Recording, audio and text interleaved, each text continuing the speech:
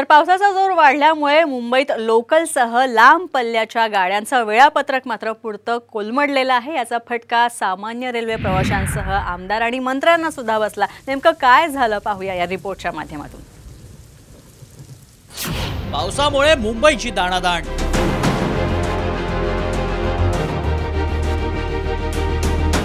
आमदारांचा रेल्वे रुळावरून प्रवास।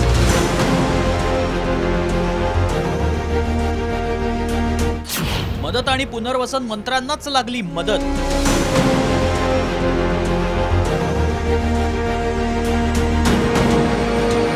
मुंबईतील मुसळधार पावसानं यंदाही रेल्वे सेवा कोलमडली। मध्य रेल्वे मार्गावर अनेक ठिकाणी पावसाचं पाणी साचल्यानं लोकलसह लांब पल्ल्याच्या गाड्यांचं वेळापत्रक कोलमडलं। याचा फटका सामान्य रेल्वे प्रवाशांसह आमदार आणि मंत्र्यांनाही बसलाय। सायन्स स्थानकाजवळ रेल्वे ट्रॅकवर पावसाचं पाणी साचल्यानं एक्सप्रेस ट्रेन अडकून पडली।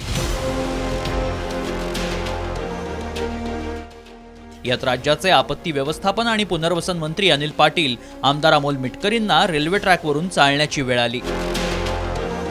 मुंबईत पाणी तुंबणार नाही असा दावा वेळोवेळी सरकारकडून करण्यात आला। मात्र राज्याच्या मदत आणि पुनर्वसन मंत्र्यांनाच मदतीची गरज पडल्यानं सरकारचा दावा फोल ठरलाय। त्यांच्यासोबत आमदार अमोल मिटकरी, माजी आमदार जोगेंद्र कवाडे यांना देखील ट्रॅकवरून चालावं लागलं। विदर्भ आणि अंबा एक्सप्रेस अडकल्यानं आमदारांना फटका बसला।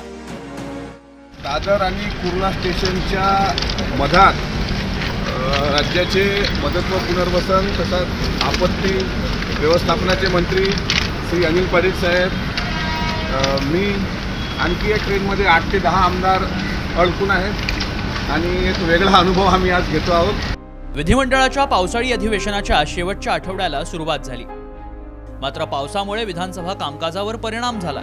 त्यामुळे विधानसभेचं आजचं कामकाज स्थगित करण्यात आलं। याही पावसाळ्यात सरकारचे दावे मात्र पूर्णपणे फोल ठरले